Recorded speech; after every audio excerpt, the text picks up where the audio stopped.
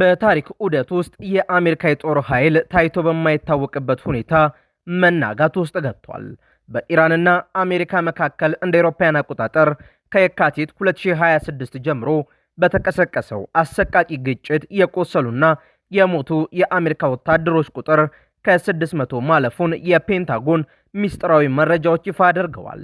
ነገሩ ግን በዚህ ብቻ አላበቃም። ኢራን የአሜሪካ ጥቃት ከተፈጸመባት በኋላ የመልስ ምት መስጫ ጊዜዋን ከ15 ሰዓታት ወደ 30 ደቂቃዎች ዝቅ በማድረግ አሜሪካንንና መላውን ዓለም አስደምማለች። በተጨማሪም በኢራቅ ኤርቤል በሚገኘው የአሜሪካ የጦር ሰፈር ላይ ድንገተኛ የመንጋ ድሮን ጥቃት ተፈጽሟል።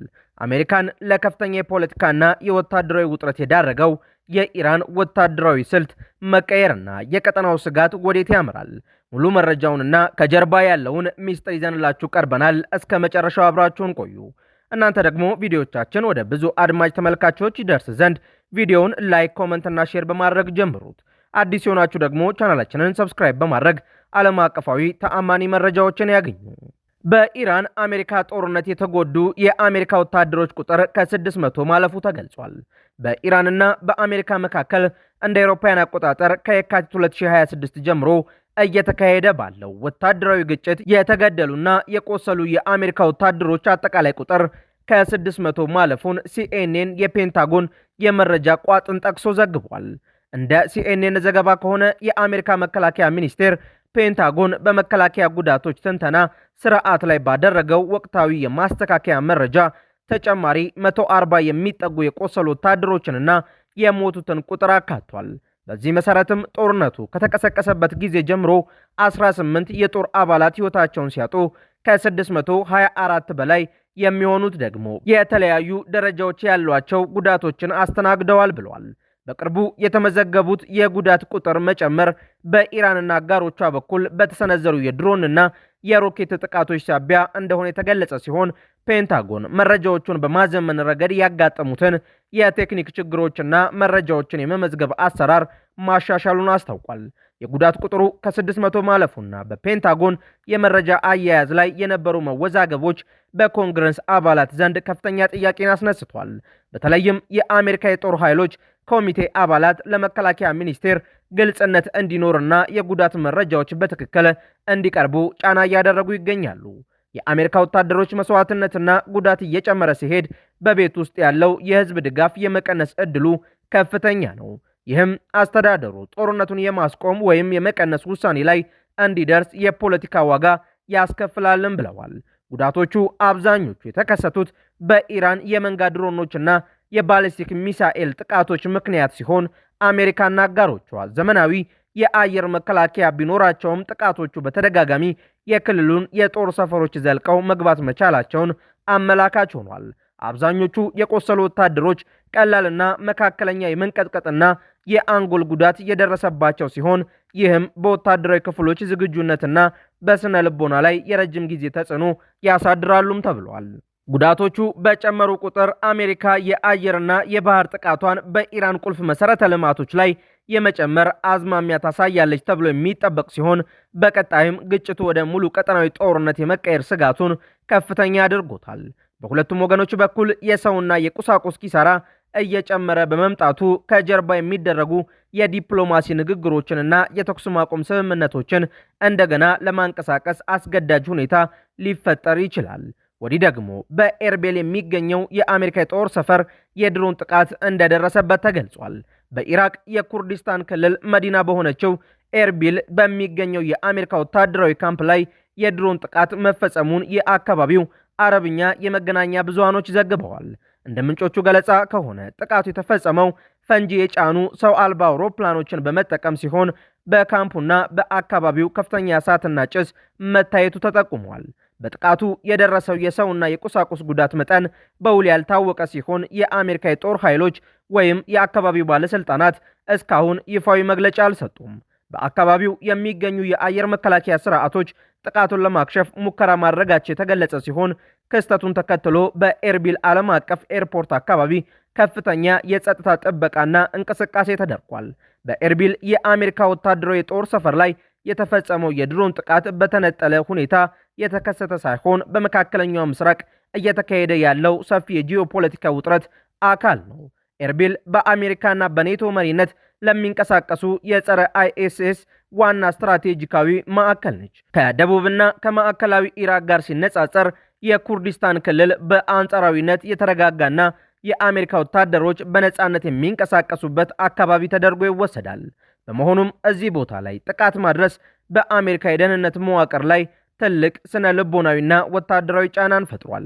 ከጥቃቱ ጀርባ የሚጠረጠሩት በኢራቅ የሚንቀሳቀሱ እና በኢራን የሚደገፉ ታጣቂ ቡድኖች ናቸውም ተብሏል።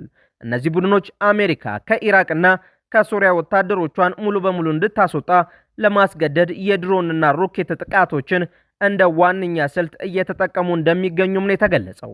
የድሮን ቴክኖሎጂ በቀላሉ ሊሰማራ የሚችልና የአየር መከላከያ ስርዓቶችን አልፎ ለመግባት የሚችል በመሆኑ ለእነዚህ ቡድኖች ተመራጭ የመዋጊያ መሳሪያ ሆኗል። በመካከለኛው ምስራቅ እስራኤል ከሐማስና ከሄዝቦላ ጋር የምታደርገው ጦርነት ከተቀሰቀሰ ወዲህ በአሜሪካ ወታደራዊ የጦር ሰፈሮች ላይ የሚፈጸሙ ጥቃቶች ቁጥር በከፍተኛ ሁኔታ ጨምረዋል። አሜሪካ ለእስራኤል የምታደርገውን ድጋፍ ለመቃወም የመቋቋሚያ ዘንግ ተብለው የሚጠሩት አባላት በሱሪያና በኢራቅ የሚገኙ የአሜሪካ የጦር ሰፈሮችን ኢላማ ማድረጋቸውን ቀጥለውበታል።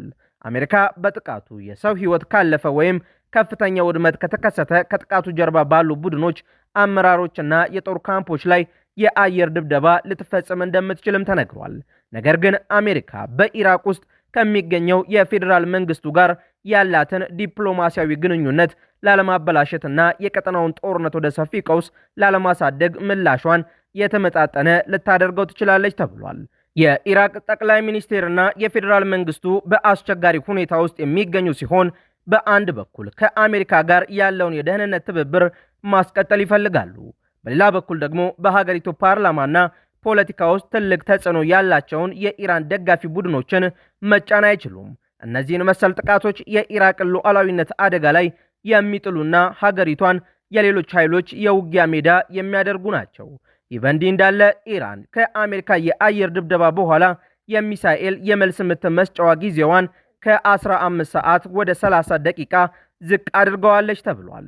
የብሪታንያው ታዋቂ ጋዜጣ ዘቴሌግራፍ ባወጣው ወቅታዊ የምርመራ ዘገባ እንደገለጸው የኢራን ጦር ከአሜሪካና አጋሮቿ ከሚሰነዘሩባት የአየርና ሚሳኤል ጥቃቶች በኋላ ወታደራዊ ስልቱን በፍጥነት በመቀየር የተኩሱና የመልስ ምት አሰጣጥ ፍጥነቱን በከፍተኛ ደረጃ ማሻሻሉን ዘግቧል።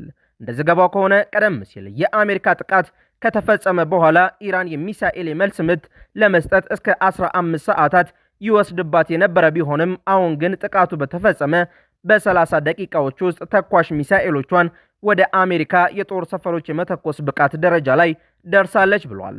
የቴህራን ወታደራዊ አዛዦች የተከተሉት ይህ አዲስ ፈጣን ምላሽ አሜሪካና አጋሮቿ የኢራንን የሚሳኤል ማስወንጨፊያዎችና የምድር ውስጥ መጋዘኖች ሳይመቱ ወይም ሳይሰለሉ በፊት በቅጽበት መልስ ለመስጠት የሚያስችላቸው እንደሆነ ተመላክቷል። ዘገባው አክሎ እንደገለጸው የአሜሪካ ጥቃት ከተፈጸመ ከ30 ደቂቃ ባነሰ ጊዜ ውስጥ በርካታ ሚሳኤሎች በመካከለኛው ምስራቅ በሚገኙ የአሜሪካ የጦር ሰፈሮችና ስትራቴጂካዊ ኢላማዎች ላይ መተኮሳቸውን አስታውቋል።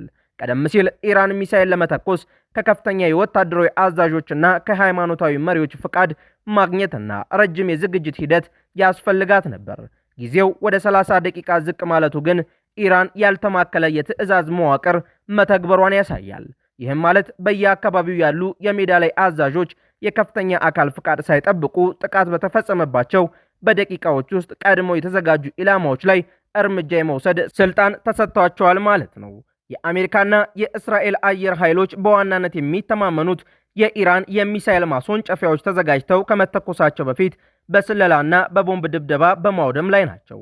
ኢራን ምላሿን ወደ 30 ደቂቃ ማጥበቧ የአሜሪካ የስለላ ሳተላይቶችና ድሮኖች መረጃ አጠናቀው ተጨማሪ የጥቃት ትዕዛዝ ከማስተላለፋቸው በፊት የሚሳኤል ተኩስ እንዲከናወን አድርጎታል።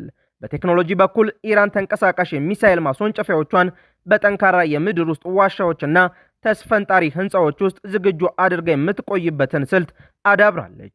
ሚሳኤሉ ከተተኮሰ በኋላ በደቂቃዎች ውስጥ ማስወንጨፊያው ወደ ዋሻ የሚመለስበት ፍጥነት በመጨመሩ አሜሪካ የአየር ድብደባ አድርጋ የማስወንጨፊያ መሳሪያዎቹን የማውደም ዕድሏን እጅግ አጥብቦታል።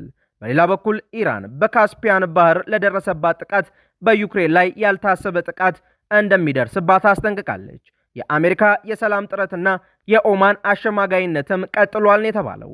የኢራን የውጭ ጉዳይ ሚኒስትር ቃል አቀባይ እስማኤል ባቃይ በካስፒያን ባህር ላይ በኢራን የንግድ መርከብ ላይ ተፈጽሟል በተባለው የዩክሬን ጥቃት ሳቢያ ቴሄራን ተመጣጣኝ ምላሽ እንደምትሰጥና ድርጊቱ ያልተጠበቁና አስከፊ አደጋዎችን ሊያስከትል እንደሚችል አስረግጠው ተናግረዋል። ቃል አቀባዩ አሜሪካ የቀጠናውን ጦርነት ለማስቆም ከባድ ፈተና ገጥሟታል ያሉ ሲሆን ይሁን እንጂ የዲፕሎማሲና የሽምግልና ጥረቶች አሁንም በሂደት ላይ መሆናቸውን ጠቁመዋል። የአልጀዚራው ዘጋቢ ረሱል ሰርዳር አታሽ ከስፍራው እንደዘገበው የኢራን የውጭ ጉዳይ ሚኒስተር በሰጠው ሳምንታዊ መግለጫ የዩክሬን የጦር ኃይሎች በካስፒያን ባህር በተንቀሳቀሰች የኢራን የመርከብ መስመር ላይ የፈጸሙት ጥቃት የተባበሩት መንግስታት ድርጅት ቻርተርንና ዓለም አቀፍ ሕግን በግልጽ የጣሰ ድርጊት ነው ብሎታል።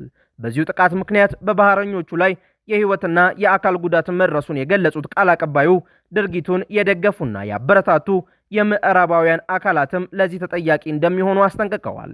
የዩክሬኑ ፕሬዝዳንት ቮሎዲሚር ዜሌንስኪ በበኩላቸው በካስፒያን ባህር አካባቢ ወታደራዊ ቁሳቁሶችንና ድሮኖችን በሚያጓጉዙ የሩሲያና የኢራን ትስስር ባላቸው መርከቦች ላይ ያላለሰለሰ ጥቃት ማድረጋቸውን ማረጋገጣቸውን ዘገባው አመላክቷል። ቃል አቀባዩ አክለውም እንደገለጹት አሜሪካ በይፋም ሆነ በጓሮ በር ግጭቶችን ለማስቆምና ሁኔታዎችን ለመቆጣጠር ብትታገልም በቀጠናው የሚታየው ውስብስብ ሁኔታ ሂደቱን ፈታኝ አድርጎታል ብለዋል። ሆኖም ግን በኦማን ሙስካት በኩል በሚደረጉ የዲፕሎማሲያዊ መስመሮች የተወሰኑ የንግግር እንቅስቃሴዎችና ድርድሮች መቀጠላቸውን ጠቁመዋል። ውድ የአውድ ዓለም የዩቲዩብ ቻናል ተከታታዮቻችን አዳዲስ የተሰሙ ሰበር መረጃዎቻችን እነዚህን ይመስሉ ነበር። በእነዚህ መረጃዎች ላይ ያላችሁን ሀሳብ አስተያየት በኮመንት መስጫው ላይ ያስፍሩልን።